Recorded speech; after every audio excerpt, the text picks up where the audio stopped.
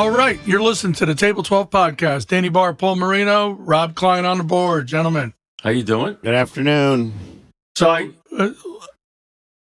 Paul, let me roll into it, man. Okay. Let me roll into it. You're gonna get the rest of the segment.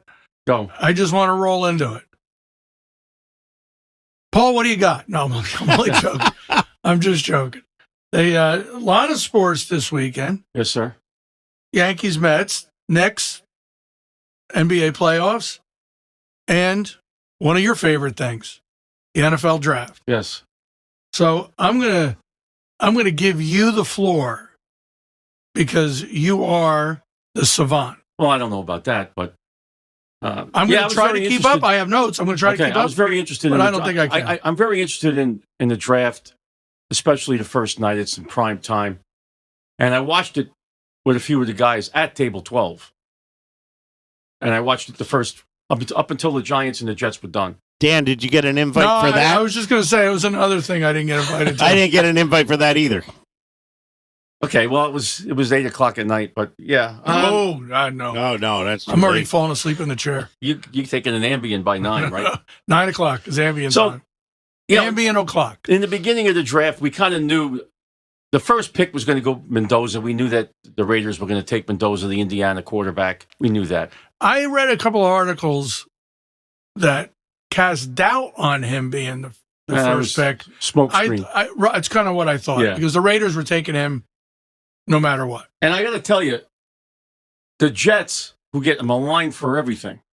Worst drafting team in NFL history. I think they had a good draft, but I'm going to get to them in a second. But the reason why I have to start with them is they had the second pick in the draft. Well, they had the second, the 16th, and the 30th in the first round. Right. But the 30th they traded up to get. Anyway, so there was a lot of picks on the top that were highly touted. 3 players from Ohio State: Sonny Styles, Arvell Reese, and Caleb Downs. Okay. In fact, I was with some Jet fans, and they wanted Arvell Reese at number 2, but they picked David Bailey, edge rusher out of Texas Tech. Everybody thought that this Reese, he's an edge rusher, kind of a linebacker hybrid guy, can go back and forth. They thought he was going to be going to the Jets. And the Jet fans that I was with were upset about it, that they picked Bailey, which I think was still a good pick. Well, as a Jet fan, they should know better. Other Jet fans should know better. We would never do anything to protect our quarterback. Right? Because he's an offensive lineman, right? He's a guard or a tackle? No, he's an edge rusher. Defense. Reese and Bailey. They're both edge? Well, the difference between the two, Reese is more... Bailey's more of an edge rusher. I'm sorry. I'm thinking of the Giants' 10th pick. Yeah. Okay. I'll get to that. I got them mixed up. All right. So that's why I let you do it. So everybody thought it was going to be, even the experts that you're watching on television, the Jets are going to pick either Reese or Bailey. Now, David Bailey is more of strictly an edge rusher off the edge. He plays on the line. But the Reese player from Ohio State, he can do both. He moves up. He's a linebacker that can kind of move around and do whatever's called for that play. You know, he can rush the passer. He can drop back. He's good with the run. Like LT. Well, no, nobody's an LT, but you know what I mean. I get your point. All right. Thank you. So they picked Bailey. So that now the Giants, we figure we're going to pick either Downs or Reese. All right. When it got to the Giants, they picked Arvell Reese. He was there at 5. Okay. Jeremiah Love went to the Cardinals, and the Titans picked a wide receiver from Ohio State. Okay. And were you surprised? Because what I had read, people were expecting Reese to go 4. Yeah. You were surprised he was still available? Yeah.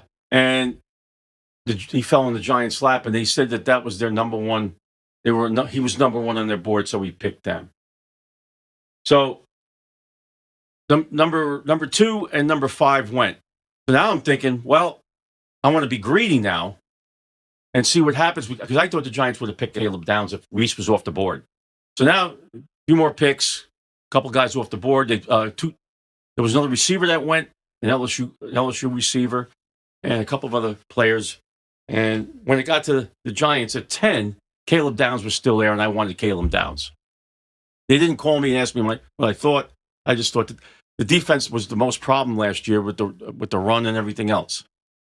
But the Giants picked the offensive lineman that was available, and his name was Francis Mayagua out of Miami. And I saw a lot of different clips of him. He played all the games for 3 years. He really plays he's very good at pass blocking on the run. I just thought that Caleb Downs should have been the pick. The Giants justified it like, hey, our offensive line was better last year, but we still need to improve. And a couple of other guys agree with that.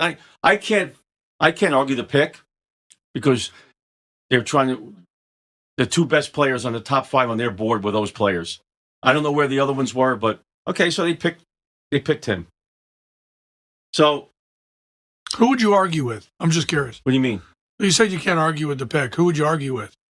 Myself or anybody who's saying it. A lot of people thought they should have picked Caleb Downs because those two guys were on Ohio State's defense. They were both A outstanding. lot of people have been talking. You know.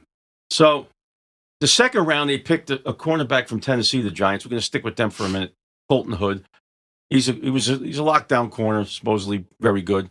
And they didn't have a third round pick.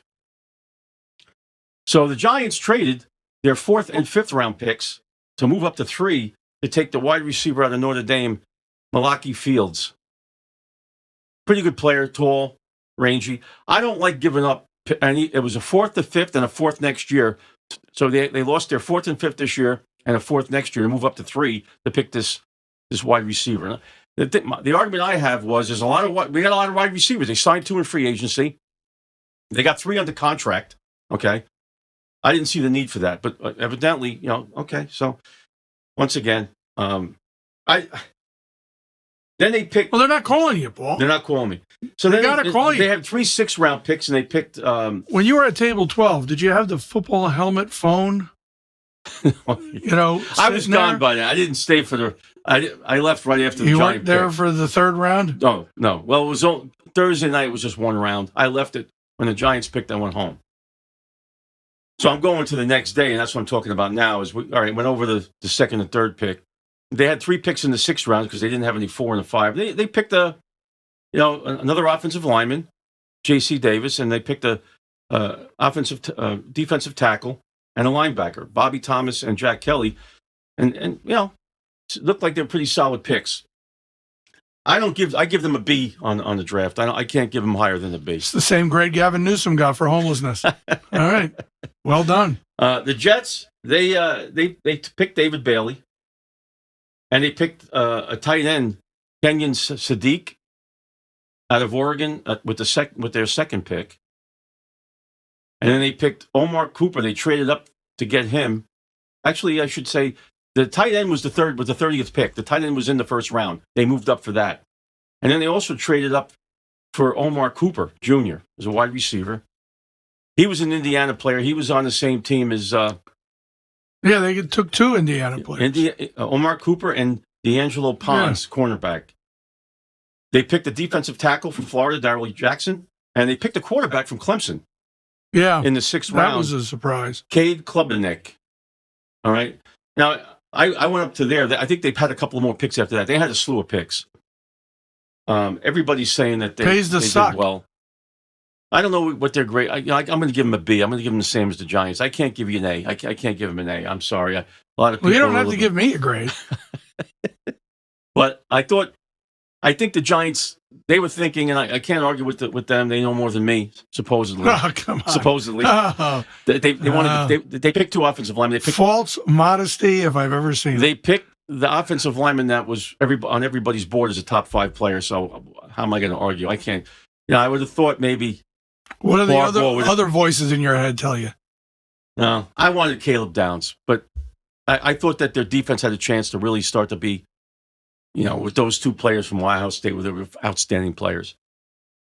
So, draft is over. And are you getting your 2 injured players back? No, I wanted to talk about him. Okay. Malik Neighbors, the injured wide receiver who was a number 1 draft pick, and he's been hurt. He was hurt for most of last year. The first year he played, had a good season, got hurt a little bit, came back.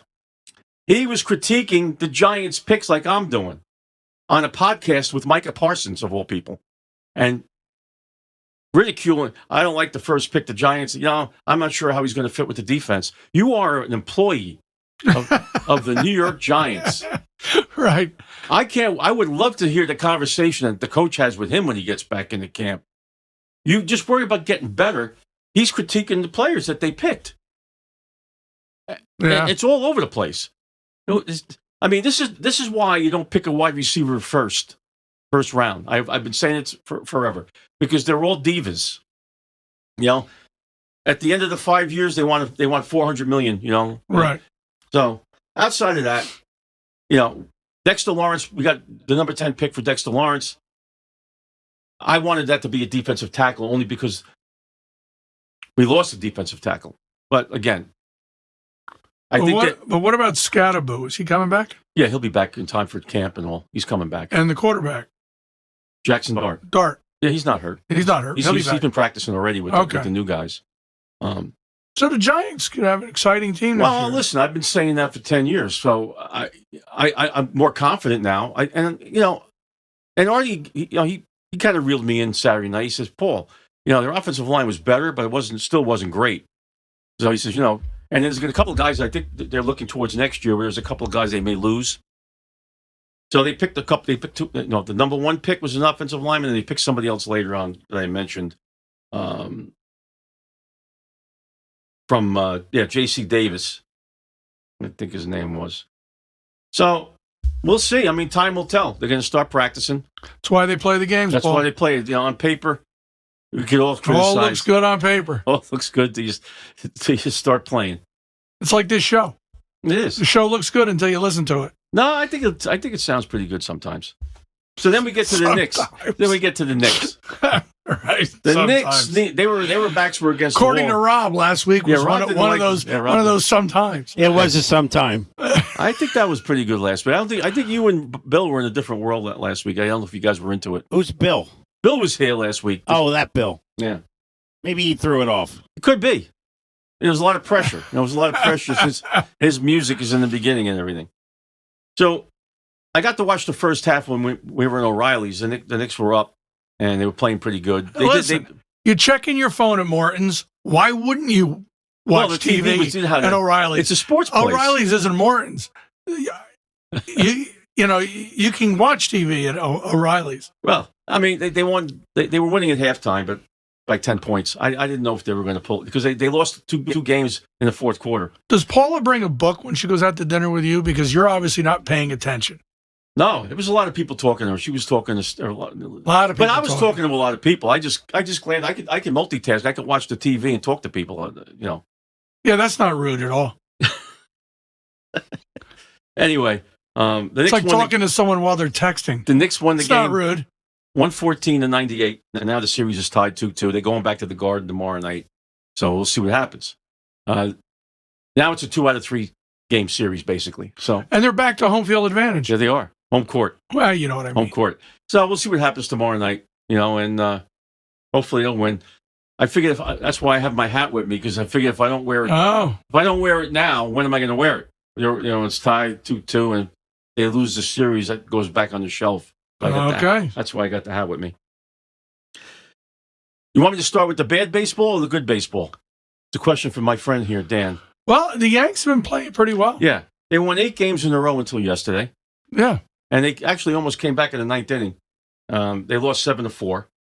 Broke an 8-game winning streak. They've been pitching pretty well, and I think that's the key with them. And they're going to get a couple of pitchers back. They've been pitching good all season. Yeah. So now the guy yesterday, Heel, didn't have it. Gave up a couple of 2-run homers, which made it tough to come back.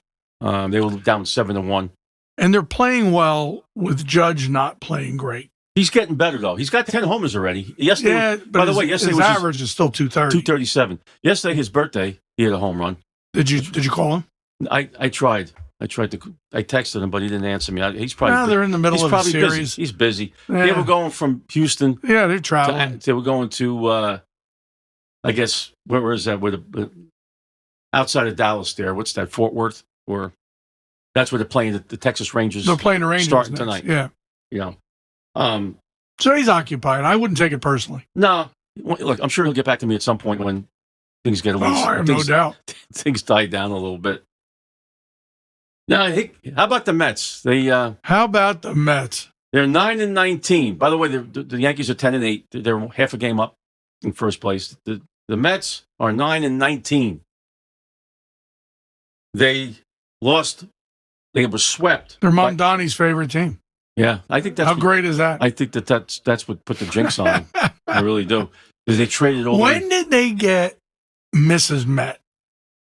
When did that happen? A few years back, they said it wasn't right to have just a Mr. Met. It's not. It was what do you call that? Mascot. I know that. What do they call it when you? Oh, you're not properly gender proper. You know? Okay. I don't know. Is it misogynistic to just have a Mr. Met? Well, here's what they started losing. I think their record was 6-4. Yeah, they lost 11 in a row. 6-4 when Mondami hugged Mr. Met. Yeah, they lost 10. They lost like 11 or 12 games, in a row. Yeah. So they won 2 games, and then they got swept on a doubleheader, and it was the Colorado Rockies. They scored 1 run the whole day. So now, like I said, they're 9-19. Surprisingly, they're tied with the Phillies, who are also 9-19 for the worst records in baseball. They play the Washington Nationals next, and that's a 3-game series. And they're losing even with their 2 best pitchers pitching, Peralta and what's the other guy? McClain. So they're still. Is your guy back yet? Which guy? Juan Soto. Yeah, he's back. Is he back? But they're not even. They don't even have to pitch to him now because nobody else can hit. They pitch around him. He walked 3 times. Right. He's getting what he deserves. Okay, getting what he deserves. They're the second best team, money wise. Second most highest paid. So it's the worst team money could buy, basically. That's what happens when you trade all the Republicans. Well, that's what they get for complaining all those years that Yankees were a bought team. Remember, Met fans used to say it all the time. Oh yeah, best team money could buy. Blah blah blah blah. Yeah. You know, and when in fact the core of the team was homegrown. Yeah, you know, Jeter was homegrown. Posada was homegrown. You know, the core of that team was homegrown. But best team money could buy. Well, now they've got the worst team money could buy. Yeah, and you know, I know it's a long season. I'm not saying that they can't go on a run, but they just don't look right. They don't hit well. They don't hit homers. They don't hit well. They don't hit with runners in scoring position. They can't catch the ball, and they can't pitch. It kind of leaves. How'd they make it to the major leagues? It really leaves a lot to be desired. They got guys playing out of position. Just remember, back home, they're the best athletes that ever lived. Well, you know, they're stars. Well, they are stars. They're just not superstars. It's not. You can't make to the majors. When you say a player stinks, you don't make it to the majors if you you don't. But I guess you can compare. You know, and you know, I'm going to tell you a story. I never boo anybody when I go to a game. Never. Okay. For that reason. How am I going to boo a player? I'm sitting in the stands. You know, I played high school basketball. I couldn't go any further than that. These guys made the major leagues. Now, you could say that they're not as good as this guy, or the reason why they get sent down or they bring a guy up is because they can't make it in the majors, maybe. They play for a while, and that's why guys go up and down all the time. So the difference between AAA and the major leagues is so finite. The difference in talent and skill and what have you. It's like golf. The difference between the number 1 player in the world and the 100th player in the world is less than a stroke per round. Well, if you're going to compare AAA to majors, like, you know, the reason why players can't get to them, they could all hit fastballs. AAA can hit a fastball.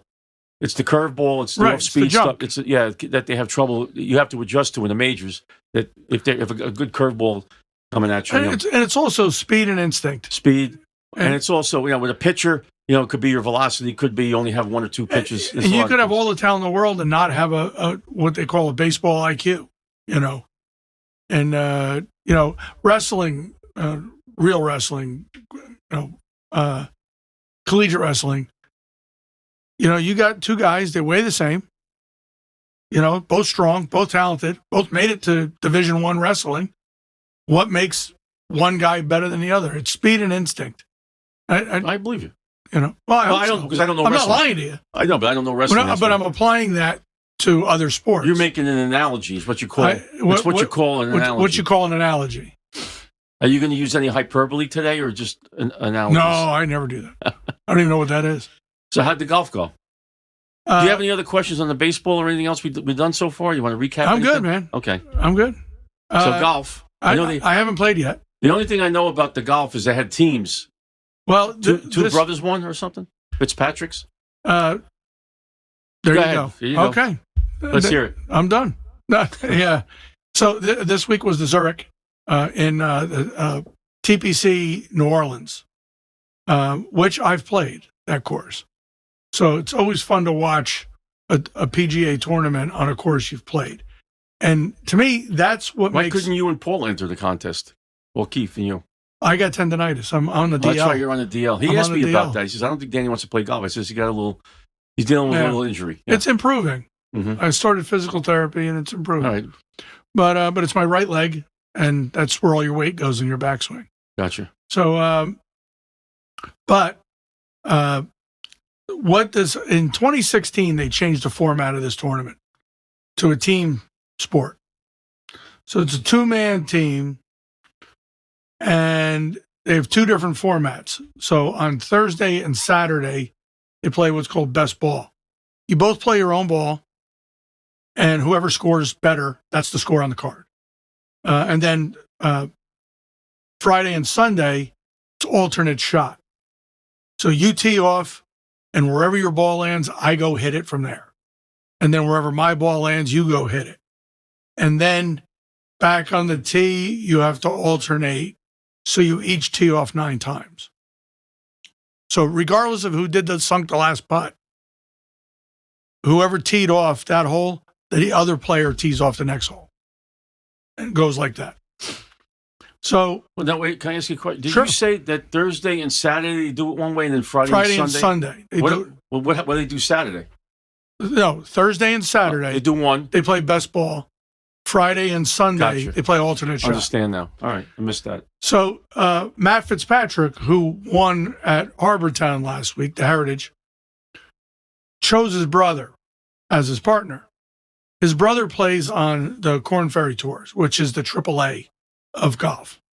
And to get into the PGA Tour, you have to win a certain number of times on the Korn Ferry, and then you can avoid... Everybody wants to avoid Q school because qualifying school is brutal.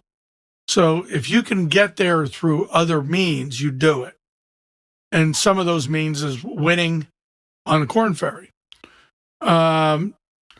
So his brother Alex was able to get a sponsor exemption to be Matt's partner in this. Now, this tournament is a PGA sanctioned tournament, and if a non-tour player plays in it as someone's partner, like Alex did with his brother Matt, and they win, that's considered a PGA Tour win, Right. and you get exemption. So what's the exemption mean? So when certain tournaments come with certain exemptions, majors come with 5-year exemptions. That means you can play in any tournament you want on the PGA Tour for 5 years. Basically, you're given the opportunity for a career. So you don't have to, like other golfers may have to qualify to get the round, right? To get to play that tournament? No, Like if they have you to put in- qualify to play on the tour, Right. to play on the PGA Tour. So you would go to Q school, or you would win on the Korn Ferry Tour or some manner to get your tour card to play in the PGA Tour. Okay. All right. So Matt got permission, exemption for his brother to be his partner in this tournament. And the fact that they won it counts as a PGA Tour win for Alex, even though it's a 2-man team. but the one already had the card, right? Well, So- yeah, he's so now he's qualifying. his brother's the number 3 golfer in the Right. world. So now he's going to be able to play too. Now he got 2-year exemption. So he could play in the PGA Championship. He could play, Whatever's left in the Masters. He can play whatever for 2 years. for 2 years. So basically, this kid got a career. And, Basically, because his brother got him. well, his brother gave him the opportunity. Well, that's pretty cool. So his brother's number 3 behind Scheffler and McIlroy. That's great. Oh, yeah, he's a great player. And so on Saturday, they shot a 57. So this was best ball. So whoever scored best on that hole, that's the score on the card. They had 13 birdies and an eagle. That's crazy. So they set the course record with a 57. And then they birdied the 18th hole on Sunday for a 31 under to set the tournament record. And the way they did it was, it's a par 5. Matt, the older brother, teed off. The younger brother, Alex, went for it in 2 because it's a par 5. And he was like 230 yards out. He fell short in a greenside bunker. So now Matt, older brother, tour player, number 3 golfer in the world, is going to hit the sand shot. He put it 1.5 feet from the hole. It's one of the best shots I've ever seen. Wow. Under that condition, because at that moment there was a 3-way tie at 30 under. Wow. So if Matt doesn't hit a good shot, it was going to a playoff. He put it 1.5 feet from the, like 14 inches from the hole. So he wound up doing it to get 1 under. And One more, Right. 31 instead of 30. Right. So Alex had to make that putt to win the tournament and get his chance to be on the tour. And he did it. That's great. It was so exciting. And again, I say this every week. If you don't play golf, you're not going to find this exciting. That was about as exciting as a golf match could be. It was so much fun to watch.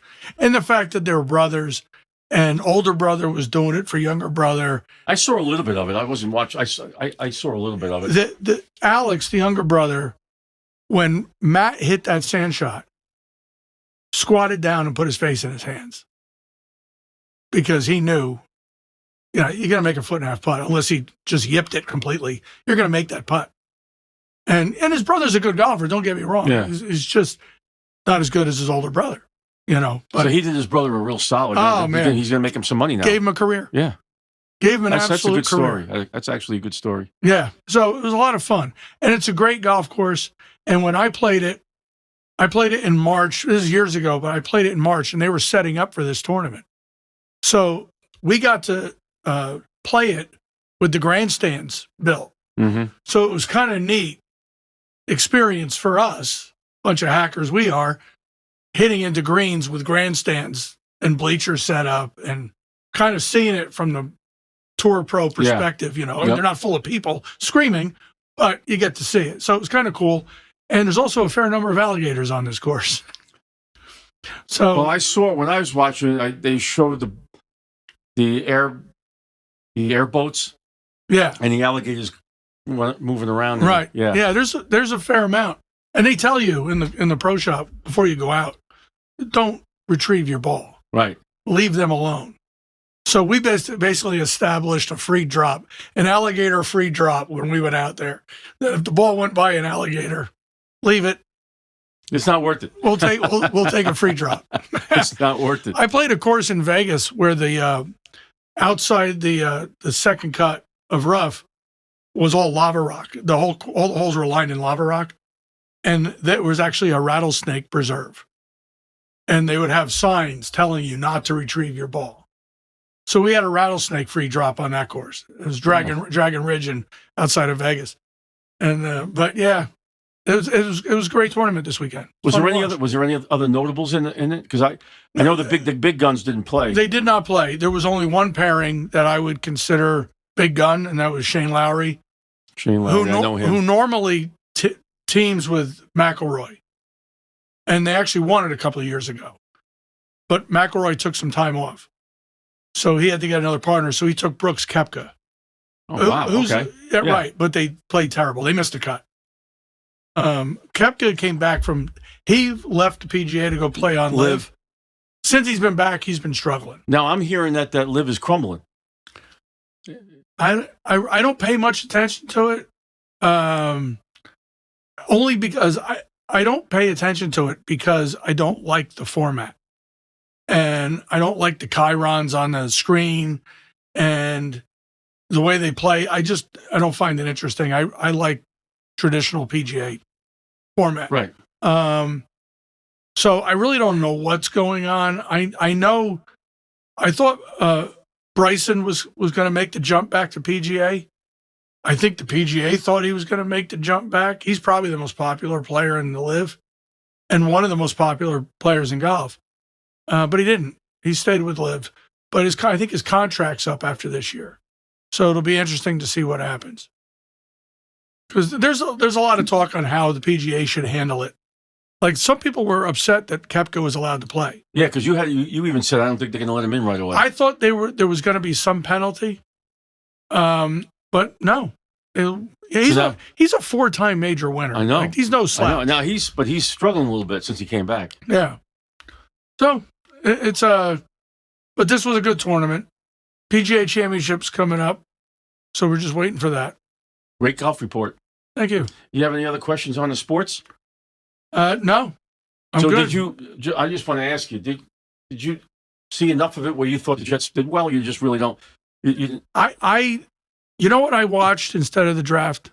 No. I watched the 30 for 30 Elway Marino 1983. No, that's a good show. Yeah. Phenomenal. And Rob, you're like me, if you think the draft is boring, watch that 30 for 30. All right, I'll give it a shot. Because I wasn't as into it then, 1983. I had no idea how crazy Elway changed the game with the way he handled that draft. Oh, yeah. Unbelievable. And, I'm looking at this 22, 21-year-old kid standing up to the owner saying, no, I'm not. He's not going to the Colts. I'm not It going. was the Indianapolis Colts. And when he became a general manager for Denver, when he became a VP of player operations or whatever, the first person he called was Ernie Accorsi, who was the GM of Baltimore. Right. But he says, I had such respect for him, and everything I did was no reflection on Ernie Accorsi. It's just I was never playing in Baltimore. Right. And no... That's right. That was before they moved to Indianapolis. Yeah. Well, they moved the next year. Yeah, it was right before. So Elway got some, credit for saying, you know what, I don't trust you as an organization. And sure enough, the next year they moved to Cleveland or Indianapolis. Right. Yep. So, he was vindicated of his decision not to want to play for Baltimore. But the trading that went on and the way he hung Steinbrenner out on that limb. Yeah, because he was going to the Yankees. It was established. Yeah. Because Baltimore drafted him. Mm-hmm. The Yankees drafted him. Against all advice. Do you know who the Colts got for John Elway? Cornelius Bennett, I think his name was. Yeah, and Cornelius Bennett is interviewed in this 30 for 30. And he said, no matter how good I was, I'll always be the guy that got traded for John Elway. You like the way I pulled that one out? No, I didn't. Yeah. Yeah, 30 for 30 has always been a good, good show. They do a great job. Yeah. But being that they showed it draft weekend, and, I didn't realize that they had the same manager, Elway and Marino.